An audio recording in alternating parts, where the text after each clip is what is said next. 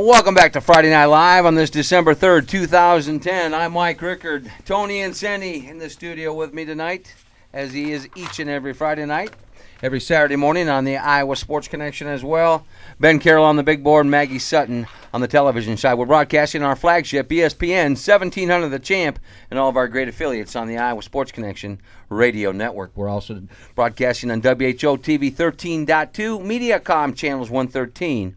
246 on the television side, and we're also in our Bob Oliver Heating and Cooling radio studios. This gentleman, former Hoover Husky player, former Hoover Husky state championship coach. I branded him this label, and he hasn't been able to get rid of it. And it's Charles GQ Zander joining us, but I bet that wardrobe now you're up there D3 in the collegiate ranks is really increased. And in your contract, you get a clothing budget from Mr. B's or any of these great clothiers in the area? No, you know what, Tony? I mean, Mike, I just keep rolling. It's, you know, there's an old saying that I have.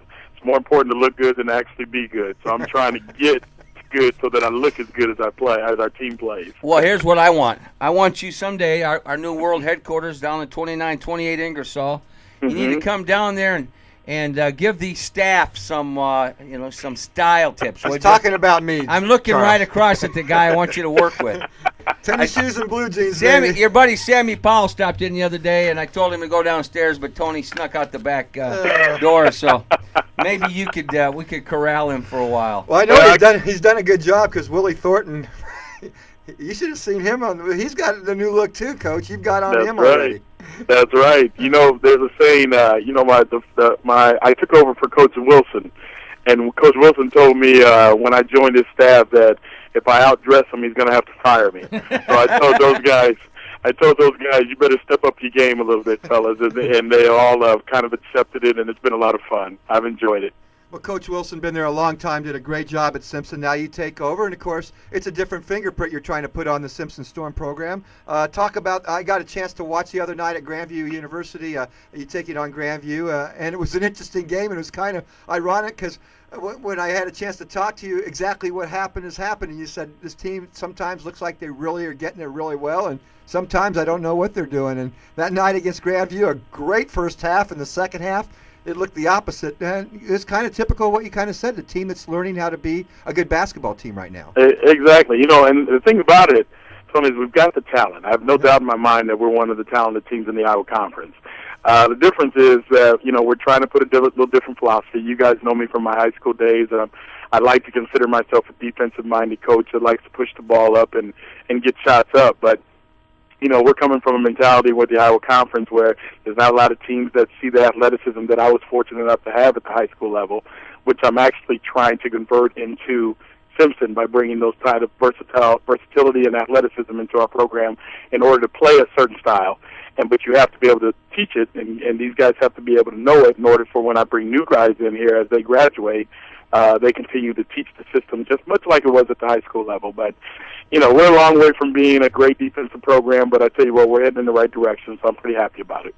Hey, you know, when you had the Hoover Huskies, you used to have that group that get in for, what did you call them, the mob?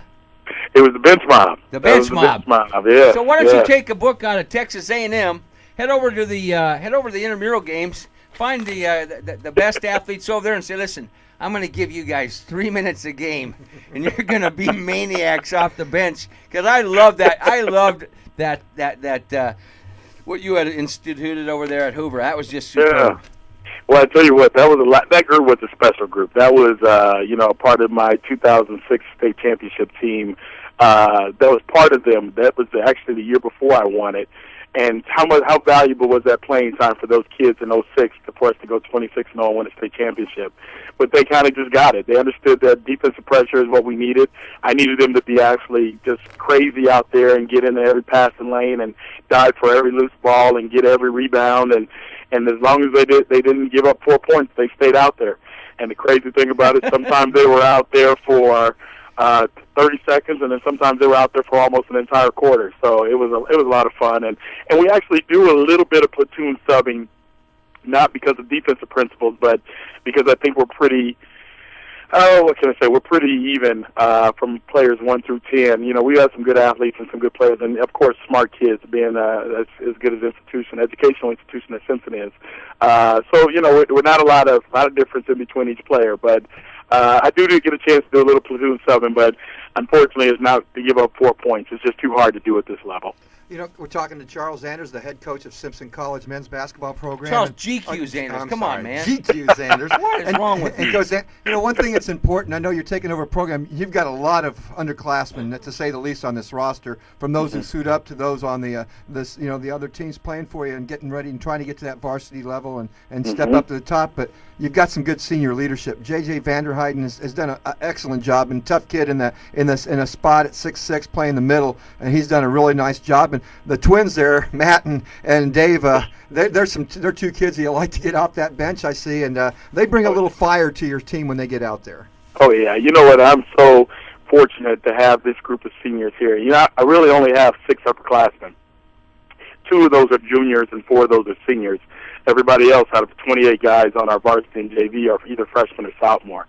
So to have those guys who have been, you know, intricate parts of the program since they were freshmen, to be able to show some leadership and really bite into what the system that I brought to them and the excitement and the hard work that they put in, just trying to change the culture and the mindset of the program is just to be commended. And I'm very honored and proud to be their coach. And you know, I don't let a day go by where I don't thank them for all their effort. And they're a pretty special group of guys to me, being my first college team group. And then to see them graduate is going to be a sad but, you know, cool day for me, because I know they're going to go on to do great things as they become incorporated into corporate America. You know, we were talking earlier in the show about the depth of Iowa high school basketball in a state that, you know, typically people around the country wouldn't think we had, you know, that type of athleticism and basketball players. But you look at these college rosters now. Talk about how you're going to recruit the state of Iowa. We know you have great relationships at the 4A level, and you'll start to nurture those at every level. But that's got to be key for a college like Simpson, because you said the academic requirements are higher than in sub-institutions, and so you're going to have to look for that special athlete. But I also know that you want speed and quickness, and so that combination, you'll be searching the state from the Missouri to the Mississippi, like we like to say. Absolutely. Well, and I tell you that one thing that, you know, a lot of people don't understand is when you think about the number of colleges that are actually in Iowa. You know, you look at there's the 4 Division I's, several NAIA, and there's only 1 D2 being Upper Iowa, and then the Iowa Conference teams of 9 of those, and then we have 9 junior colleges. I mean, you're looking at, you know, 25 to 30 colleges competing all for the same kid. And that's just to be kind of frustrating, because, you know, I go to a game. I expect when I get off the phone with you guys, I'm going to walk into the gym here at Urbandale, and I'll walk in there and I'll see probably a dozen other college coaches sitting in there looking at the same kid that I am. So, you know, you got to present yourself to be a little special. You got to present the fact that you're there for them as a player, and not necessarily, them as the student athlete and not just the athlete. That's something that I've done my whole, you know, coaching career, even at the high school level. I cared more about my players as individuals and people far more than I ever have as basketball players. And that's kind of the relationship that I think is important in building them when you're recruiting. So I am everywhere. I got to be seen, and I got to take advantage of the relationships and the resources that I have because of being a high school coach. But, you know, I really also got to hit the surrounding states pretty hard, the Missouris, the Kansas, Nebraskas, Illinois, and Minnesota, just so that we can have a chance to get some players in there and not compete with the other colleges. You bring up a great point about Division III athletics. Most of these young men who are playing Division III athletics understand it's student first and then athlete. They're there to have some fun. They want to play basketball. They love the game of basketball. That's the kind of guys that you're looking at recruiting that want to be there and want to give their time, because most of them there, as you said, they're going to walk out that gym maybe the last time they play any competitive basketball at college level. Absolutely. You know, I did an interview a few weeks ago with a good friend of mine who is the editor of the Iowa Bystander, and he asked me the difference between Division III and the other divisions, and I said, well, this is what I can tell you for sure about Simpson College. I said, I can't tell you, you know, since the early 40s that a Simpson player has actually gone in and had an opportunity to play professional basketball. But I can tell you, we've been just like the NCAA commercial states on a regular basis. That we've sent out lawyers and teachers and businessmen all over the country, and that's what's important at this level. Essentially, guys, these kids are paying to play basketball. We're not paying them to play. So you got to keep that in mind when you are, teaching and you're recruiting and you're trying to instruct. And when you get frustrated, you just got to understand that these kids are here because they love it, and I relish in that. Hey, GQ, there's only one problem you're going to have. You won that state championship, and you took care of business against guys like Bjorkgren, and you're gonna need those guys as allies now, man. They're gonna say, "Yeah, I remember what you did to us. Yeah, I remember. Go to Central." You know what? And I'm sure I'm getting some of that. No. In all seriousness, the good thing is, I had a great relationship with the high school coaches. I consider them all very good friends, and I don't have a bad thing to say, and hopefully they don't have a bad thing to say about me. And their biggest concern now is, do I know what I'm doing at this level? I've kind of proved it at the high school level. Let's see what he can do. Well, I'm pretty fortunate. We started out. We had a nice win the other night against the University of Dubuque with. Put us 1-0 in the conference, and the first time that we've opened with a victory since 2005, and we broke a six-game losing streak against the University of Dubuque, and I'm pretty excited about our kids. Were excited, and Tony, I'll tell you, Charles, we're up against it, my friend. Oh, are you? Okay. Enjoy yourself at the game, and have a Merry Christmas. We don't talk to you. All right, not a problem. Good talking to you guys. Okay, Merry Christmas to you. Charles GQ Zanders, Simpson College. We'll be back.